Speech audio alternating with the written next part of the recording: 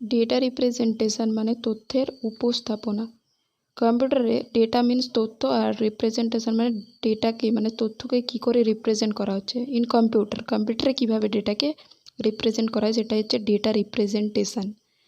যেমন ডেটা কি, ডেটা হচ্ছে যে যে কোনো জিনিস, যেমন কোনো টেক্সট, ডকুমেন্ট, অডিও, ভিডিও, এগুলোকে আমরা ডেটা বলি। আর সেগুলোকে আমরা স্টোর করে রাখি। কোথায় স্টোর করে রাখি? কম্পিউটারের মধ্যে মেমোরিতে স্টোর করে রাখি। সেরকম যদি ডেটাকে কী করে রিপ্রেজেন্ট করছি, যদি মানুষের ক্ষেত্রে ভাবি, ডেটা মানে কোনো নাম, কারো নাম বা কোনো অ্যাড্রেস আমাকে মনে রাখতে বলেছে। তো সেটাকে যখন আমি মনে রাখছি, তো আমি আমার মেমোরির কিছু জায়গাকে আমি ইউজ করছি। সেখানে গিয়ে আমি আমার যে নাম বা কোনো কারো অ্যাড্রেসটা সেখানে মনে রাখছি, বা সেইটাকে কীভাবে রিপ্রেজেন্ট করছি সেটা হচ্ছে যে মানুষের ক্ষেত্রে হচ্ছে। সেইভাবে কম্পিউটার কীভাবে ডেটাগুলোকে মানে রিপ্রেজেন্ট করছে সেইটাকে বলা হচ্ছে যে ডেটা রিপ্রেজেন্টেশন। সো ডেটার অ্যাকচুয়ালিতে বেসিকটা কি জানতে হবে, যে ডেটাকে আমরা কি করে স্টোর করি মেমোরির মধ্যে। ডেটাকে রিপ্রেজেন্ট বা স্টোর করা হয় কম্পিউটারে গ্রুপ অফ বাইনারি ডিজিট দ্বারা, মানে অনেকগুলো বাইনারি ডিজিট, মানে যেমন 0 1 এর দ্বারা আমরা স্টোর করে রাখি।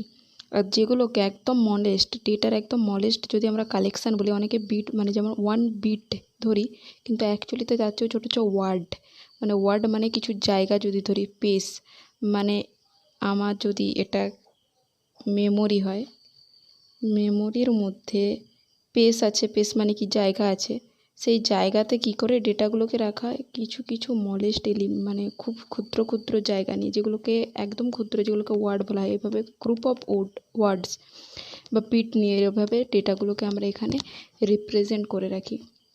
সো কিন্তু আর ডেটাগুলোকে এখানে আমরা 0 1 দ্বারাই রিপ্রেজেন্ট করা বা বাইনারি ল্যাঙ্গুয়েজ দ্বারা ইউজ করা হয়। তো এখানে একটা কোশ্চিন আসতেই পারে যে ডেটাকে কেন আমরা শুধুমাত্র 0 1 দ্বারাই রিপ্রেজেন্ট করি, আদার্স আরও তো অন্য কিছু দ্বারা আমরা রিপ্রেজেন্ট করতেই পারি, সেটা কেন করা হয়নি?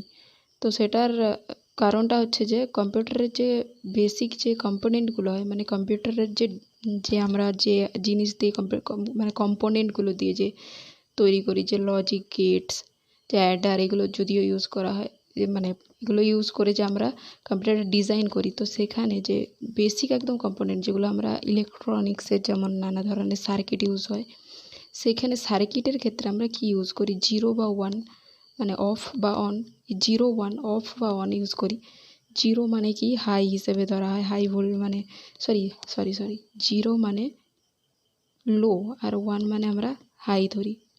মানে কি, যখন আমরা কোনো জায়গা দিয়ে 0 পাস করি তাহলে সেটা অফ ধরে নিই বা অফ ধরি, অফ।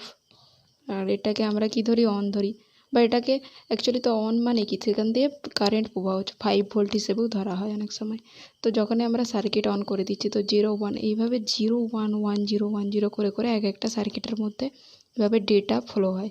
সো এইভাবে আমরা বাইনারিতে, কম্পিউটার তো শুধু বাইনারি বুঝবে, এবার কম্পিউটারকে চাইলে আমরা অন্য ভাষা বোঝাতেই পারি, মানুষের ভাষা বোঝাতেই পারি, কিন্তু মানুষ তো তাহলে তো কম্পিউটারকে সব ধরনের ল্যাঙ্গুয়েজই বুঝতে হবে, বাংলা, হিন্দি, উর্দু, সব কিছু ভাষা, ওয়ার্ল্ডে যত ভাষা আছে সব বুঝতে হবে। তার চেয়ে বরঞ্চ মানুষ একটা স্পেসিফিক ভাষা বা মানে কম্পিউটারের জন্য স্পেসিফিক সেই ভাষাটাই বানানো হয়েছে, তো সেই ভাষাটাই যাদের ইন্টারেস্ট কম্পিউটারে ডেটা নিয়ে বা এ নিয়ে, তো তারা সেইভাবে কম্পিউটারের ল্যাঙ্গুয়েজ বুঝতেই পারে বা পড়ার চেষ্টা করতেই পারে। তো এটা হচ্ছে ডেটার মধ্যে যে মলেস্ট এলিমেন্ট ওটা বলা হলো। তো আরেকটা জিনিস, ডেটার মধ্যে যে আমরা পেস মানে ডেটার একটা জায়গা ইউজ করি, মানে জায়গা, যদি আমরা একটা আমাদের বাড়ির রুম ভাবি, যদি এটা একটা রুম হয়, এটা যদি একটা রুম হয়, রুমের মধ্যে আমরা আলমারি রাখি বা যে কোনো সামান রাখি, সে একটা জায়গা ঘিরে থাকে, তেমনি ডেটাও মেমোরির মধ্যে, কম্পিউটারের মধ্যেও এভাবে পেস বা জায়গা ঘিরে রাখে। তো এইভাবে এক একটা পেজকে আমরা এক একটা যে জায়গা ঘিরে রাখি সেগুলোকে এক বিট বলি, এক একটা বিট বলি। তো এরকম 1 বিট 2 3 4 করে এরকম এখানে মোট টোটাল 8টা বিট আছে, 1 2 3। তো এই যে 8টা বিট, এই 8টা বিটকে আমরা একত্রে 1 বাইট বলি। বাইট কথাটা তো নেটে ইউজ করা হয়, 1 বাইট 2 বাইট, যদিও বাইট খুব স্মলেস্ট একটা ডেটা হিসেবে আমরা মানি। তো 8টা বিটকে একসঙ্গে 1 বাইট বলা হয়। এবার আরেকটা ইম্পর্টেন্ট এখানে কোশ্চেন আসে যে 4টা বিটকে তাহলে একত্রে কী বলা হয়, 4টা বিটকে একসঙ্গে একত্রে যদি 4টা বিট ইউজ করি তাহলে তখন সেটাকে বলা হয় নিবল বলা হয়। এটাও অনেক সময় পরীক্ষায় আসে, 4টে বিটকে একসঙ্গে নিবল বলা হয়, বাট 8টা বিটকে 1 বাইট বলা হয়। এভাবে আমি যদি একটু দেখি এখানে হচ্ছে যে 8টা বিটকে 1/8 বলা হয়। এবারে 1024 বিট, 1024 যখন এরকম একটা বিট, দুটো, তিনটে, চারটে করে অ্যাড 1024 বিট হয়ে যায়, তখন আমরা সেটাকে 1 কেবি আকারে ধরে নিই, 1 কেবি। আচ্ছা, 1024 মানে এই 1024কে যদি আমি ভাঙি, এটা কত পাই আমরা? 2^10 পাই। তো এখানে 2 এর পাওয়ারে আমরা সবসময় ইউজ করি 2^10। এরকমভাবে 2^10 হয় 1 কেবি, ঠিক আছে? বা 2^10 কেবি, মানে এটা কি হচ্ছে 2^10 কেবি সমান কত হচ্ছে 1 এমবি। 1 এমবি হচ্ছে এইভাবে 1 এমবি থেকে 1024, তার মানে কি 1 এমবি মানে কি এতগুলো কেবি জায়গা নিয়ে আছে, এত কেবি নিয়ে জায়গা আছে, মানে কি এইভাবে এক একটা বিট করে করে এটা 8টা বিট, এরকম 8 দুগুণে 16টা বিট, 16 করে করে করে করে এইভাবে মেমোরিতে ডেটাগুলোকে আমরা রাখি, ঠিক আছে? আচ্ছা, ডেটা রিপ্রেজেন্টেশন দুটো হয়, একটা হচ্ছে নন পজিশনাল নাম্বার সিস্টেম, যেটা হচ্ছে এটা, আর একটা হচ্ছে পজিশনাল নাম্বার সিস্টেম, সরি নন পজিশনাল। তো নন পজিশনাল মানে হচ্ছে যে যেখানে নন পজিশনাল মানে পজিশনের উপর ডিপেন্ড করে না, এটা হচ্ছে নন পজিশন। যেমন যে কোনো ধরো মানে কাউন্টিং করা হয়, সেগুলো হচ্ছে আমরা নন পজিশনাল ধরি, কিন্তু পজিশনালটা ইম্পর্টেন্ট, আর এটা নিয়ে আমাদের বেশি আলোচনা মানে পড়াশোনা করতে হয়। পজিশনাল মানে পজিশন মানে অবস্থানের পরিবর্তনের সাথে সাথে যদি ভ্যালু চেঞ্জ হয়, তাহলে সেটাকে আমরা বলা হয় পজিশন। যদি নন পজিশনের এক্সাম্পল দিই, যেমন যে আমরা এভাবে আমরা ওটা কি বলে রোমান হরফে লিখি না 1 2, বা এখানে যদি আমরা 2 3 এভাবে করি, সেটা হচ্ছে নন পজিশনাল। পজিশনের চেঞ্জের সাথে কোনো যায় আসে না। আমি যদি এই 1টাকে এখানে করে দিই, এই দাঁড়িটাকে, সরি এখানে 1, এই দাঁড়িটাকে আমি যদি এখানে একটা দাঁড়ি, এই দাঁড়িটাকে যদি আমি এদিকে নিয়ে চলে আসি, তাহলে কি ভ্যালু, মানে যদি ভালো করে বলছি, এখানে যদি একটা ভ্যালু ধরি, এরকম 3টে ভ্যালু ছিল, এই ভ্যালুটাকে যদি আমি এখানে নিয়ে চলে আসি, তার মানে কি হচ্ছে এই ভ্যালুটা এখানে এসেছে 1 1 1, তো 3ই আছে না, তাহলে এটা নন পজিশনাল। কিন্তু পজিশনালের ক্ষেত্রে ভ্যালু চেঞ্জ হয়। কীভাবে চেঞ্জ হয়? সো পজিশনালের ক্ষেত্রে কিভাবে ভ্যালু চেঞ্জ হয়, তো পজিশনালে যদি আমরা বলি ডেসিমাল নাম্বার যে কোনো 0 1, তো যখন এটা ডেসিমাল নাম্বার মানে কি 0 to 1 আমরা ইউজ করি, যদি 2 2, তাহলে এটা হচ্ছে 22। এবার 2-এর সঙ্গে যখন এই 2টাকে যদি আমি অন্যদিকে সরিয়ে 3 করে এই 2টাকে যদি এদিকে করে নিই, তাহলে এটা হচ্ছে 232, তাহলে পজিশনের সঙ্গে নাম্বারে চেঞ্জ হয়ে যাচ্ছে, তো এটা হচ্ছে পজিশনাল, ঠিক আছে?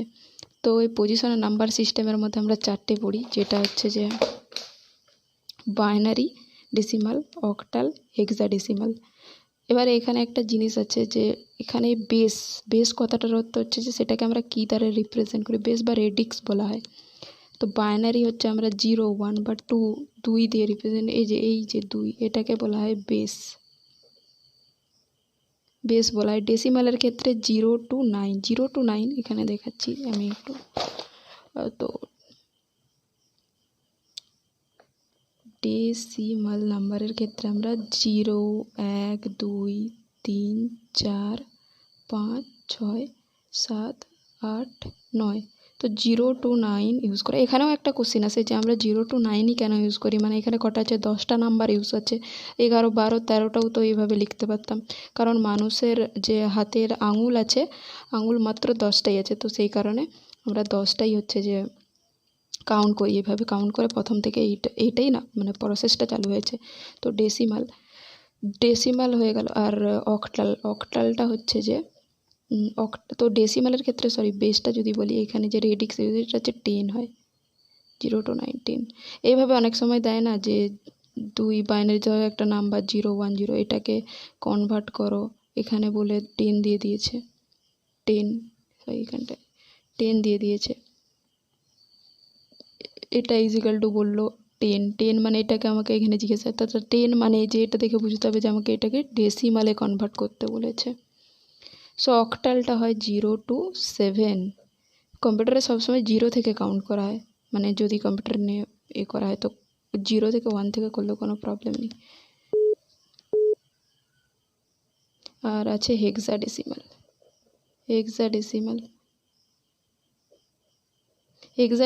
হচ্ছে 0 to 15 কাউন্ট করা হয়, তো এটাই 0 to পরে এগুলো কিভাবে কিসে কনভার্ট করা হয় সেগুলো পরে জানবো।